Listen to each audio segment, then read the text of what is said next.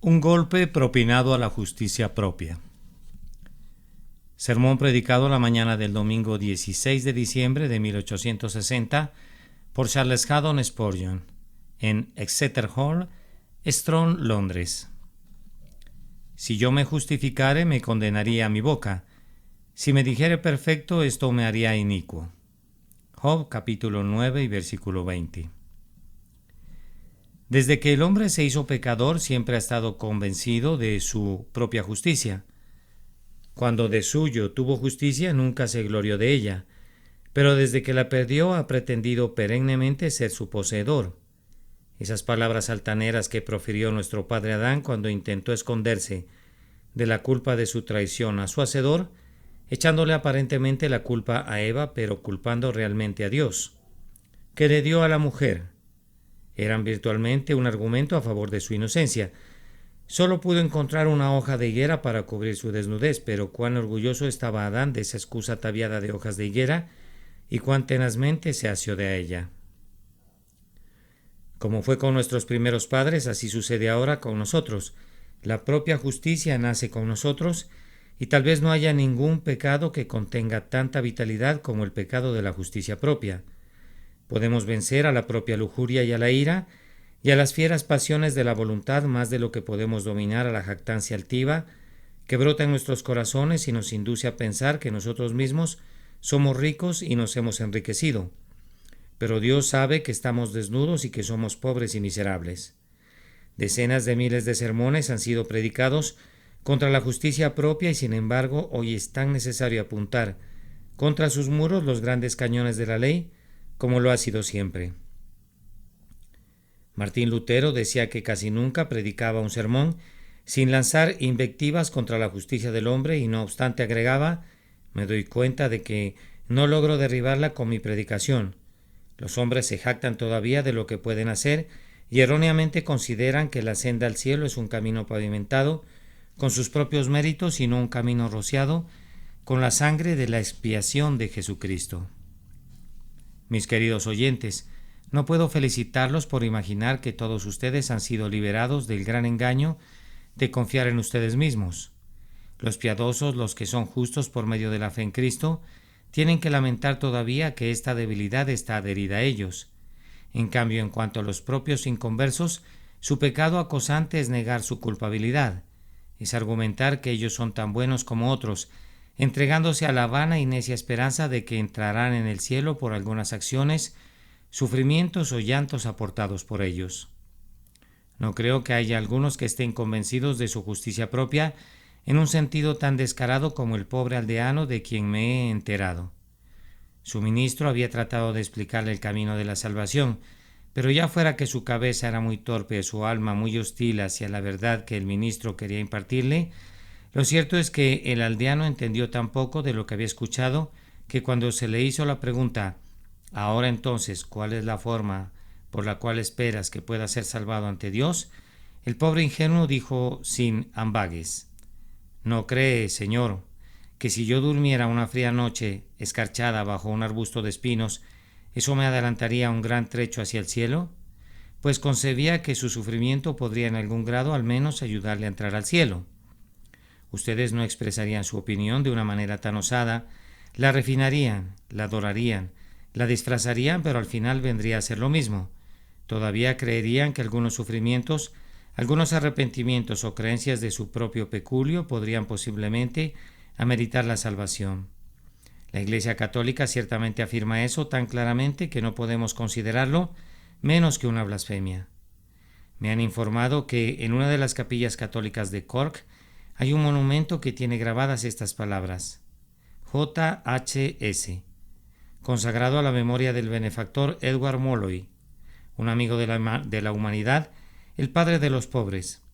Empleó la riqueza de este mundo únicamente para obtener las riquezas del mundo venidero y, dejando un saldo de mérito en el libro de la vida, hizo que el cielo sea deudor de misericordia. Murió el 17 de octubre de 1818 a la edad de 90 años. Yo supongo que ninguno de ustedes tendrá un epitafio así sobre su tumba, o ni siquiera soñará con tratarlo como un asunto de cuentas con Dios para hacer un balance con él, poniendo de un lado sus pecados y del otro su justicia propia, esperando que haya un saldo a su favor. Y sin embargo, esa misma idea, solo que expresada sin tanta honestidad, sino de manera más camuflada y refinada, esa misma idea, solo que entrenada para expresarse imitando un dialecto evangélico, es inherente a todos nosotros y únicamente la gracia divina puede echarle fuera de nosotros por completo. El sermón de esta mañana tiene el propósito de ser otro golpe asestado en contra de nuestra propia justicia. Si no muriera, al menos no dejemos sin disparar ninguna flecha contra ella. Saquemos el arco y si la flecha no puede penetrar en su corazón, al menos se puede clavar en su carne y cooperar a debilitarla hasta su tumba. Con la intención de adherirme a mi texto, voy a comenzar con este primer punto, que el argumento de justicia propia se contradice a sí mismo. Si yo me justificare, me condenaría mi boca. Vamos, amigo, tú que te justificas a ti mismo con tus propias palabras, déjame escucharte. Tú dices, yo afirmo que no tengo necesidad de una salvación por medio de la sangre y justicia de otro, pues creo que he guardado los mandamientos de Dios desde mi juventud y no creo ser culpable ante sus ojos. Antes bien, espero ser capaz de reclamar un asiento en el paraíso con base en mi propio derecho. Ahora, amigo, tu argumentación y tu declaración son en sí mismas una condenación para ti, porque es evidente en la propia superficie que estás cometiendo pecado mientras estás argumentando que no tienes pecado. Pues la misma argumentación es un elemento de una presunción altiva y arrogante. Dios lo ha dicho, tanto el judío como el gentil han de callarse la boca y todo el mundo ha de presentarse culpable delante de Dios. Gracias a la autoridad inspirada sabemos que no hay justo ni aun uno, ninguno hay bueno sino uno, Dios. Hemos sido informados por boca de un profeta enviado de Dios que todos nosotros nos descarriamos como ovejas, cada cual se apartó por su camino, y tú, al decir que eres justo, estás cometiendo el pecado de llamar a Dios mentiroso. Tú te has atrevido a impugnar su veracidad y has calumniado su justicia. Esta jactancia tuya es en sí misma un pecado tan grande, tan atroz, que si solo tuvieras ese pecado que declarar, bastaría para hundirte en el más profundo infierno. La jactancia, afirmo, es en sí misma un pecado. En el momento en que un hombre afirma yo no tengo pecado, comete un pecado al decir eso, el pecado de contradecir a su hacedor y de convertir a Dios en un falso acusador de sus criaturas. Además, ¿acaso no ves, vana e insensata criatura, que eres culpable de orgullo en el propio lenguaje que has usado? ¿Quién sino un hombre altivo se pondría de pie para ensalzarse? ¿Quién sino alguien arrogante como Lucifer se declararía justo y santo a la luz de la declaración de Dios? ¿Por ventura hablaron de esta manera los mejores hombres? ¿Acaso todos ellos no reconocieron que eran culpables? ¿Reclamó Job ser perfecto, de quien Dios dijo que era un varón perfecto y recto? ¿Acaso no dijo, si yo me justificare me condenaría mi boca? Oh altivo sinvergüenza, ¿cómo te has inflado? ¿Cómo te ha embrujado Satanás? ¿Cómo te ha inducido a alzar tu cuerno en alto y a hablar con dura cerviz? Cuídate mucho, pues, si no has sido culpable nunca antes, este orgullo tuyo sería más que suficiente para provocar la extracción de los rayos de Jehová de su aljaba y provocarlo a herirte de una vez por todas para tu destrucción eterna. Pero prosiguiendo, el argumento de una justicia propia se contradice a sí mismo sobre otra base, pues todo lo que argumenta un hombre que tiene justicia propia es una justicia comparativa. Vamos, comenta él, yo no soy peor que mis vecinos. De hecho, soy muchísimo mejor que ellos. No bebo, no profiero juramentos, no cometo ni fornicación ni adulterio, no quebranto los días de guardad, no soy un ladrón, las leyes de mi país no me acusan ni mucho menos me condenan, soy mejor que la mayoría de los hombres, y si yo no me salvara, que Dios ayude a aquellos que son peores que yo. Si yo no entrara al reino del cielo, entonces ¿quién podría hacerlo? Ni más ni menos, pero entonces todo lo que tú argumentas es que eres justo en comparación con otros. ¿No ves que este es un argumento muy vano y fatal? ¿Por qué admites de hecho que no eres perfectamente justo, que hay algún pecado en ti, aunque argumentas que no hay tanto pecado en ti como alguien más? ¿Admites que estás enfermo aunque la mancha de la plaga no sea tan aparente en ti como en tu prójimo? ¿Tú admites que le has robado a Dios y has quebrantado sus leyes, solo que no lo has hecho con un propósito tan malvado, ni con tantos agravantes como otras personas? Ahora, esto es virtualmente una confesión de culpabilidad, no importa cómo quieras disfrazarla. Admites que has sido culpable y contra ti se dicta la sentencia. El alma que pecare, esa morirá. Cuídate de no encontrar ningún abrigo en este refugio de mentiras, pues ciertamente te fallará cuando Dios venga a juzgar al mundo con su justicia y a los pueblos con rectitud. Supongan ahora por un momento que se promulgara un mandato a las bestias del bosque y se les dijera que deben volverse ovejas. Sería bastante vano que el oso diera un paso al frente y argumentara que no es una criatura tan venenosa como la serpiente. Igualmente sería absurdo que el lobo dijera que si bien es sigiloso y astuto y flaco y torvo, con todo no es un gruñidor tan grande, ni una criatura tan fea como el oso, y el león podría argumentar que no tiene la astucia de la zorra. Es verdad, comenta, que el mojo mi lengua en sangre, pero por otro lado tengo algunas virtudes que pueden recomendarme y que me han convertido en el rey de las bestias. ¿De qué serviría ese argumento? La acusación es que estos animales no son ovejas y su defensa ante la acusación es que no son menos semejantes a las ovejas que las otras criaturas y algunos de ellos tienen más macedumbre que otros de su calaña. El argumento no se sostendría nunca, pero usemos otro cuadro. Si en los tribunales de justicia un ladrón al ser citado argumentara, pues yo no soy un ladrón tan malo como otros, puede encontrarse algunas personas que viven en Whitechapel o en la calle de St. Giles, que han sido ladrones mucho más tiempo que yo, y si hay alguna condena en contra mía en el libro, hay otros que tienen 12 arrestos en su contra.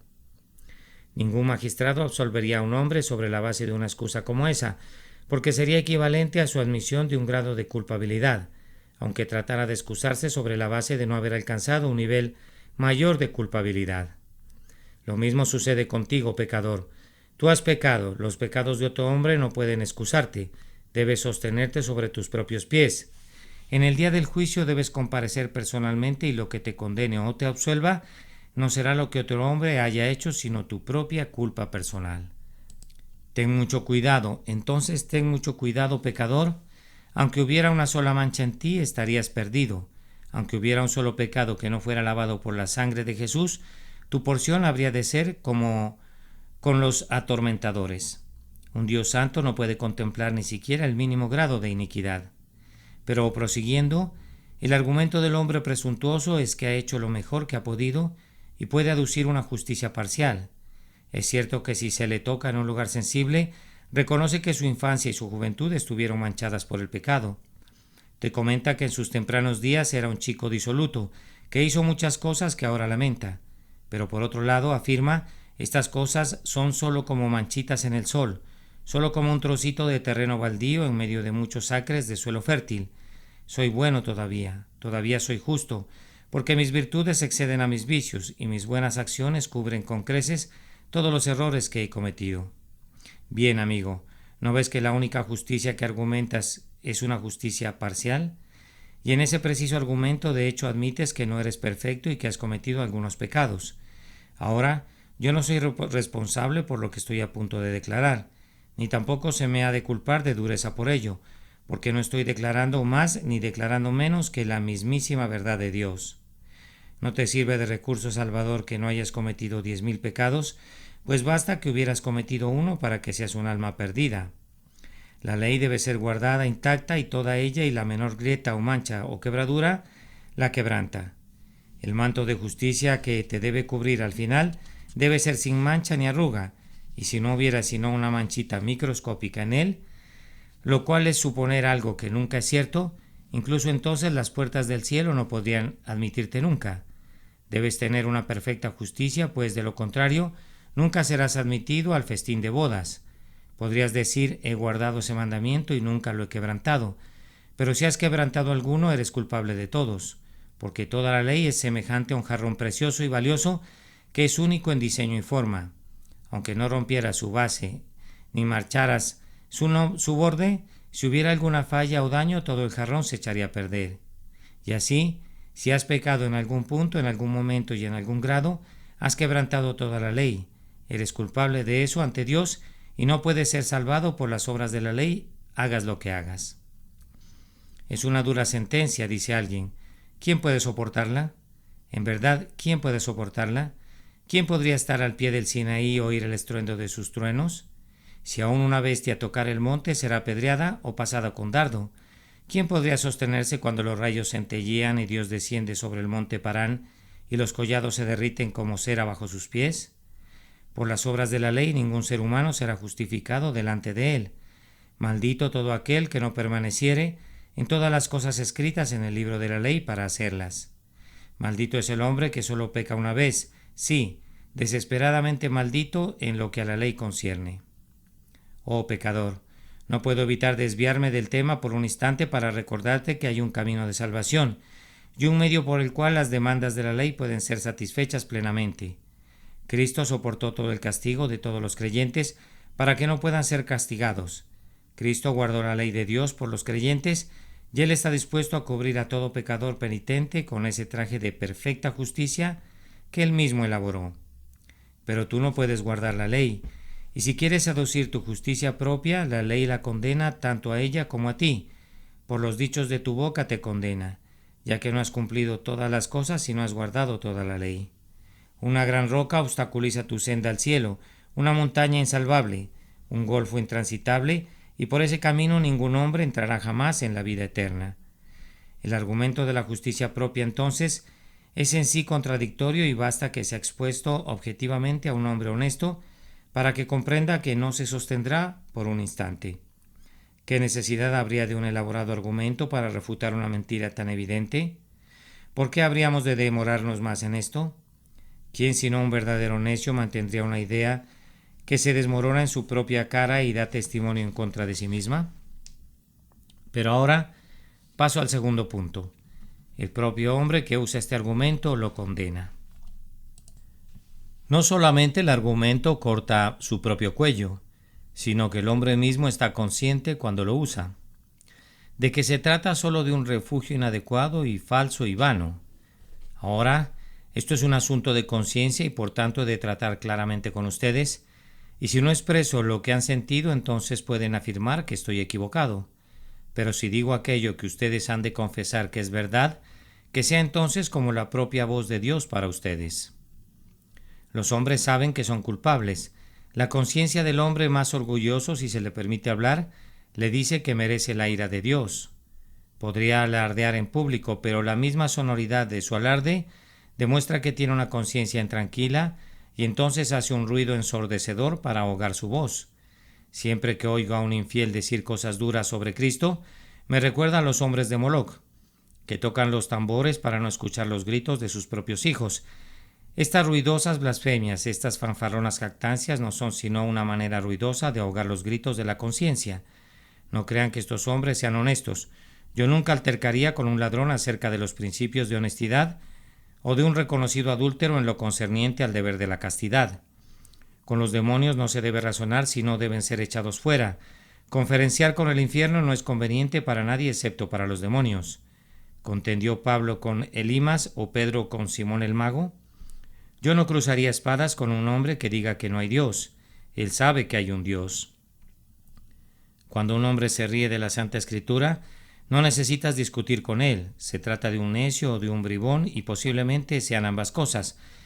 Por muy liviano que sea, su conciencia tiene alguna luz. Sabe que lo que dice es falso. Yo no puedo creer que la conciencia esté tan muerta en cualquier hombre, que le permita creer que está diciendo la verdad cuando niega la deidad. Y estoy mucho más seguro de que la conciencia nunca dio un asentimiento a la declaración del fanfarrón que afirma que merece la vida eterna, o que no tiene pecado de que arrepentirse, o que mediante el arrepentimiento puede ser limpiado sin la sangre de Cristo. Él sabe en su interior que está diciendo algo falso. Cuando el profesor Webster fue encerrado en prisión por asesinato, se quejó ante las autoridades penitenciarias porque había sido insultado por sus compañeros prisioneros, diciendo que a través de las paredes de la prisión podía oírlos cuando le gritaban ininterrumpidamente: «Tú, hombre sanguinario, tú, hombre sanguinario», puesto que no era permitido por la ley que un prisionero insultara a su compañero. Se llevó a cabo la más estricta investigación y se descubrió que ningún prisionero había dicho tal cosa. O si la hubiese dicho, Webster no habría podido oírla. Era su propia conciencia. No era una palabra que atravesaba los muros de la prisión, sino un eco que reverberaba desde la pared de su pervertido corazón cuando la conciencia le gritaba: tú eres un hombre sanguinario, tú eres un hombre sanguinario. En todos los corazones hay un testigo que no cesará de dar su testimonio. Da voces diciendo: tú eres un hombre pecador, tú eres un hombre pecador. Solo tienes que escucharlo y pronto descubrirás que toda pretensión de ser salvado por tus buenas obras ha de desplomarse al suelo. Oh, óyelo ahora y escúchalo por un momento. Estoy seguro de que mi conciencia me dice: tú eres un hombre pecador, tú eres un hombre pecador. Y pienso que la tuya debe de decir lo mismo, a menos que hayas sido dejado por Dios y abandonado a una conciencia cauterizada para que perezcas en tus pecados. Cuando los hombres están solos, si en su soledad les viene a la fuerza el pensamiento de la muerte, no se jactan más de la bondad.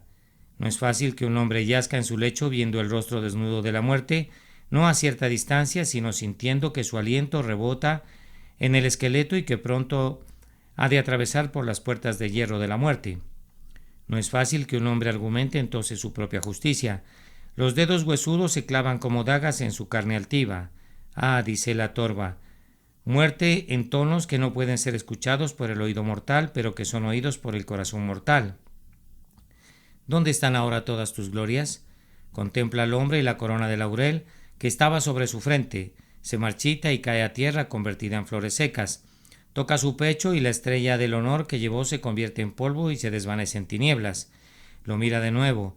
Ese peto de justicia propia que resplandecía sobre él como una cota de malla de oro, súbitamente se deshace en el polvo como se disuelven las manzanas de Sodoma ante el toque del recolector, y el hombre descubre para su propia sorpresa que está desnudo y pobre y miserable cuando más necesitaba ser rico, cuando más requería ser feliz y bendecido. Ay, pecador, incluso mientras este sermón está siendo predicado, podrías intentar refutarlo en referencia a ti y decir: bien, yo soy tan bueno como otros, y todo este alboroto acerca del nuevo nacimiento, la justicia imputada y ser lavados en la sangre, todo eso es innecesario. Pero en la soledad de tu aposento silencioso, especialmente cuando la muerte sea tu compañera terrible y sombría, no necesitarás que yo te lo diga, sino que lo verás de manera bastante clara por ti mismo. Lo verás con ojos de terror y lo sentirás con un corazón que desfallece y desespera, y perecerás porque has despreciado la justicia de Cristo. Cuán abrumadoramente cierto, sin embargo, será esto en el día del juicio. Me parece ver aquel día de fuego, aquel día de ira. Ustedes estarán congregados como una grandiosa multitud delante del eterno trono. Aquellos que están vestidos con el lino fino de Cristo, que es la justicia de los santos, son agrupados a la derecha. Y ahora resuena la trompeta. Si hubiese alguien que haya guardado la ley de Dios, si hubiese hombres sin culpa, si hubiese alguien que no hubiere pecado nunca, que dé un paso al frente y reclame la recompensa prometida. Pero si no es así, que el abismo traiga al pecador, que el rayo ardiente sea lanzado contra los ofensores impenitentes. Ahora da un paso al frente, amigo, y liquida tus cuentas.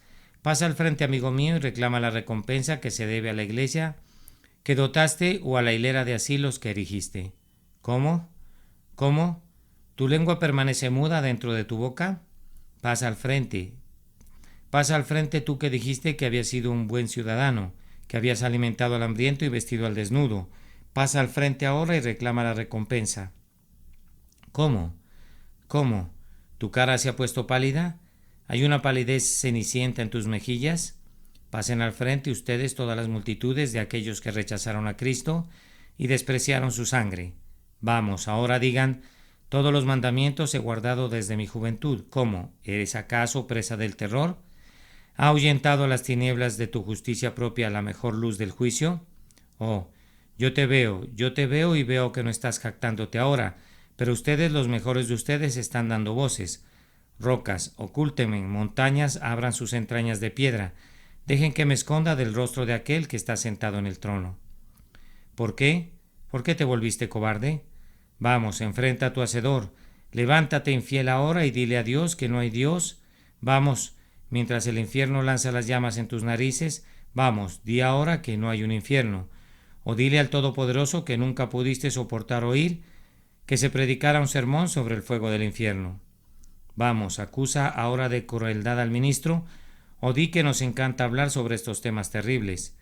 No dejen que me burle de su miseria, pero permítanme describirles cómo se han de burlar de ustedes los demonios. Ajá, dicen ellos, ¿dónde está tu valor ahora? ¿Son tus costillas de hierro y tus huesos son de bronce? ¿Retarás al Todopoderoso ahora y te arrojarás sobre los clavos de su escudo, o te echarás contra su lanza centellante? Véanlos, véanlos conforme se hunden. El golfo se los ha tragado, la tierra se ha cerrado de nuevo y han desaparecido. Un solemne silencio cae sobre el oído. Pero escucha, allá abajo, si pudieras descender con ellos, oirías sus gemidos lastimeros y sus lamentos vacíos cuando sienten ahora que el Dios omnipotente era recto y justo, sabio y tierno. Cuando les pedía que abandonaran su justicia y huyeran a Cristo y se aferraran a Él, que puede salvar perpetuamente a los que por Él se acercan a Dios. El argumento es en sí una evidencia en contra del argumentador. ¿Hay aquí un hombre no regenerado que hace la pregunta ¿acaso soy ciego yo también? Yo le respondo con las palabras de Jesús: mas ahora, porque decís, vemos, vuestro pecado permanece. Ustedes han comprobado por su argumentación que nunca han sido iluminados por el Espíritu Santo, sino que permanecen en un estado de ignorancia. Un sordo podría declarar que no hay tal cosa como la música. Un hombre que no ha visto nunca las estrellas es muy propenso a decir que no hay estrellas. ¿Pero qué es lo que comprueba? ¿Prueba acaso que no hay estrellas? Él solo demuestra su propia necedad y su propia ignorancia. Aquel hombre que pudiera decir media palabra sobre su propia justicia no ha sido nunca iluminado por Dios, el Espíritu Santo, pues una de las señales de un corazón renovado es que se aborrece a sí mismo en polvo y cenizas. Si tú sientes hoy que eres culpable y que estás perdido y arruinado, hay para ti la más rica esperanza en el Evangelio. Pero si dices, yo soy bueno, yo tengo méritos, la ley te condena y el Evangelio no pueden consolarte. Tú estás en hiel de amargura y en lazos de iniquidad, e ignoras que mientras hablas así, la ira de Dios permanece en ti. Un hombre puede ser un verdadero cristiano y puede caer en pecado, pero un hombre no puede ser un verdadero cristiano y jactarse por su propia justicia. Un hombre puede ser salvado aunque la debilidad lo salpique con mucho fango, pero aquel que desconoce que no ha estado en la inmundicia y no está anuente a confesar que es culpable delante de Dios, ese no puede ser salvo. En un sentido, no hay condiciones de nuestra parte para la salvación, pues cualesquiera que sean las condiciones, Dios las otorga. Pero esto sé, que nunca hubo un hombre todavía que estuviera en estado de gracia, que no supiera en sí mismo que estaba en un estado de ruina, un estado de depravación y de condenación. Si tú no sabes eso, entonces yo te digo que tu argumento de justicia propia te condena por ignorancia. Bien, pero entonces, como tú dices que no eres culpable, esto demuestra que eres impenitente. Ahora el impenitente no puede venir nunca donde está Dios. Si confesamos nuestros pecados, Él es fiel y justo para perdonar nuestros pecados. Si decimos que no hemos pecado, le hacemos a Él mentiroso, y su palabra no está en nosotros. Dios perdona a todos los hombres que confiesan su iniquidad. Si lloramos y nos lamentamos y llevamos palabras con nosotros y decimos, hemos pecado atrozmente, perdónanos. Hemos errado grandemente. Ten misericordia de nosotros por medio de Jesucristo. Dios no rechazará ese clamor, pero si nosotros, a causa de nuestra impenitencia y la dureza de nuestros corazones, nos ubicamos en la justicia de Dios, Dios nos dará justicia. Pero no misericordia, y esa justicia será la repartición de las redomas plenas de su indignación y de su ira por los siglos de los siglos. El que es justo con justicia propia es impenitente y por tanto no es ni puede ser salvo. Prosiguiendo, el hombre con justicia propia, en el momento que dice que ha hecho algo que le encomia delante de Dios, demuestra que no es un creyente. Ahora la salvación es para los creyentes y únicamente para los creyentes. El que creyere y fuere bautizado será salvo, mas el que no creyere será condenado. Amigo, tú serás condenado con todo y tu justicia propia, y tu propia justicia será como la túnica que Denayira le dio a Hércules y colocó sobre él, que, como lo narra la antigua fábula, se convirtió en un manto de fuego para Hércules. Cuando trató de despojarse del manto, arrancó trozos de su propio ser, de su carne trémula a cada momento, y pereció miserablemente. Así será su justicia propia para ustedes. Parece una agradable porción que intoxica por un momento, pero es letal e infame como el veneno de áspides y como el vino de Gomorra.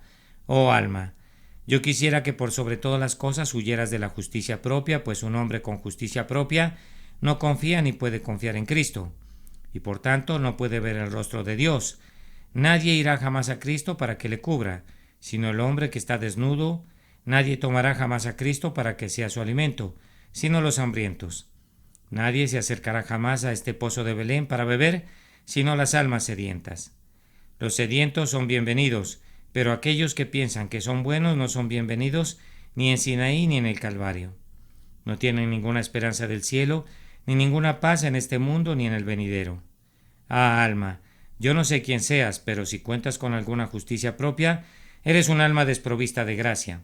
Si tú has dado todos tus bienes para alimentar a los pobres, si has construido muchísimos santuarios y has andado ambulando con abnegación entre las casas de la pobreza, visitando a los hijos e hijas de la aflicción, si has ayunado 3 veces a la semana, si tus oraciones han sido tan largas como tu garganta enrojecido por causa de tus clamores, si tus lágrimas han sido tantas que tus ojos se han quedado ciegos por causa del llanto, si tus lecturas de la Escritura han sido tan largas que el aceite de medianoche se ha consumido profusamente, sí, afirmo, tu corazón ha sido tan tierno hacia el pobre y el enfermo y el necesitado que habrías estado dispuesto a sufrir con ellos, a soportar todas sus repugnantes enfermedades. Es más, si sumado a todo eso entregas tu cuerpo a las llamas, pero confiaras en cualquiera de estas cosas, tu condenación sería tan segura como si fueras un ladrón o un borracho. Entiéndanme, pues lo que digo lleva toda mi intención. No quiero que piensen que hablo incautamente ahora. Cristo dijo que los fariseos de tiempos antiguos, precisamente lo mismo que acabo de decir de ustedes, los fariseos eran buenos y hasta excelentes a su manera. Pero el Señor dijo, los publicanos y las rameras entran en el reino de Dios delante de ustedes, porque ustedes quieren irse por el camino equivocado, mientras que los pobres publicanos y las rameras fueron conducidos a seguir el camino correcto. Los fariseos, que iban por todas partes para hacer una justicia propia, no se sometieron a la justicia de Cristo. El publicano y la ramera, sabiendo que no poseían nada de lo cual vanagloriarse, venían a Cristo y le tomaban como era, y entregaron sus almas para ser salvadas por su gracia. Oh, que podamos hacer lo mismo, pues hasta que desechemos la justicia propia estaremos en un estado de condenación y de agonía, y la sentencia debe ser ejecutada en nosotros por los siglos de los siglos. Concluyo ahora con el último punto, es decir, que este argumento, si lo conservamos, no solamente acusa a su argumentador ahora, sino que arruinará al argumentador para siempre. Permítanme mostrarles 2 suicidios. Allá vemos a un hombre que ha afilado una daga y después de buscar la oportunidad propicia, se acuchilla en el corazón. Allí cae. ¿Quién culparía a alguien por su muerte? Él solo se mató, su sangre caiga sobre su cabeza. Pero aquí vemos a otro hombre, está muy débil y enfermo. A duras penas se arrastra por las calles. Un médico le atiende, le dice al hombre: caballero, su enfermedad es mortal, va a morir, pero yo conozco un remedio que ciertamente lo sanará. Allí está, se lo doy gratuitamente. Todo lo que le pido es que lo tome libremente. Doctor, dice el hombre, usted me insulta. Yo estoy tan bien como nunca lo estuve en mi vida, no estoy enfermo. Pero replica el médico, hay ciertos signos que observo en su semblante que me demuestran que sufrirá de una enfermedad mortal, y yo se lo estoy advirtiendo. El hombre reflexiona por un momento. Recuerda que ha habido en él ciertos signos de esta misma enfermedad. Un monitor interno le dice que así es. Obstinadamente le responde por segunda vez al médico: doctor, si necesito su medicina enviaré a buscarla y si la requiero yo la pagaré. Él sabe a ciencia cierta que no tiene ni un centavo en sus bolsillos y que no puede obtener crédito en ninguna parte, y allí está ante él la copa dadora de vida, que aunque el médico obtuvo a un gran costo, se la ofrece gratuitamente y lo invita a que la tome libremente. No, responde el hombre, no voy a tomarla, podré estar algo enfermo, pero no estoy peor que mis vecinos, no estoy más enfermo que otras personas y no voy a tomarla. Un día acudes a su lecho y descubres que ha dormido su último sueño y allí está muerto cual una piedra. ¿Quién mató a este hombre? ¿Quién lo asesinó? Su sangre caiga sobre su propia cabeza, en un suicida tan vil como el otro. Ahora voy a mostrarles a otros 2 suicidas. Hay un hombre aquí que dice: bien, que pase lo que sea en el mundo venidero, pero yo tendré mi hartazgo en este mundo. Díganme en dónde están los placeres disponibles y yo los obtendré. Dejen las cosas de Dios para los viejos necios y gente parecida. Yo voy a tener las cosas del presente y los gozos y deleites del tiempo. Él vacía la copa de la borrachera, frecuenta la guarida de la insensatez, y si se entera de algún lugar donde se adquiere un vicio, se apresura en pos de él. Es como Byron, es un rayo arrojado por la mano de un archimaligno, destella a lo largo de todo el firmamento del pecado y allí destaca hasta que podrido en cuerpo y alma muere. Es un suicida, desafió a Dios, fue en contra de las leyes de la naturaleza y de la gracia, despreció las advertencias, declaró que quería ser condenado y ha logrado lo que tan ricamente merecía.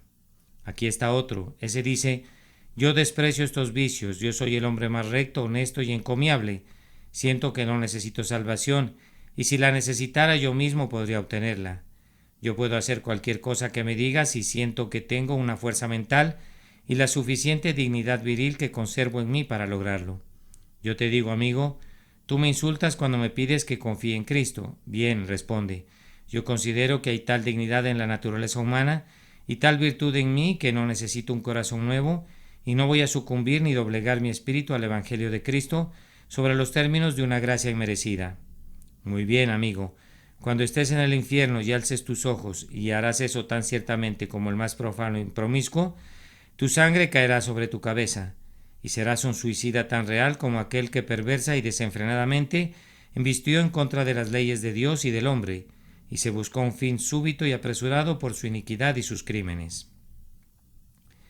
Bien, dirá alguien, este es un sermón bien adaptado para las personas con justicia propia, pero yo no soy una de ellas. Entonces, ¿qué eres tú, amigo? ¿Eres un creyente en Cristo? No puedo decir que lo sea, caballero. ¿No lo eres entonces? Bien, quisiera serlo, pero me temo que no podría creer en Cristo. ¿Eres un justo con justicia propia? Dios te manda que creas en Cristo y tú dices que no eres apto para hacerlo. Ahora, ¿qué significa esto sino que estás queriendo hacerte apto para tú mismo y después de todo, ese es el espíritu de la justicia propia? Eres tan arrogante que no quieres tomar a Cristo a menos que pienses que puedes llevarle algo a Él. Eso es, no, dice una pobre persona de corazón quebrantado. No creo que eso sea justo para mí, pues yo en verdad siento como si daría cualquier cosa si pudiera esperar ser salvado. Pero, soy tan desventurado, no puedo creer. Ahora eso, después de todo, es justicia propia. Cristo te ordena que confíes en Él. Tú dices, no confiaré en ti. Cristo, porque yo soy un tal por cual y un tal por cual. Así entonces estás queriendo hacerte alguien y luego Jesucristo debe hacer el resto. Se trata del mismo espíritu de justicia propia, solo que en otro traje.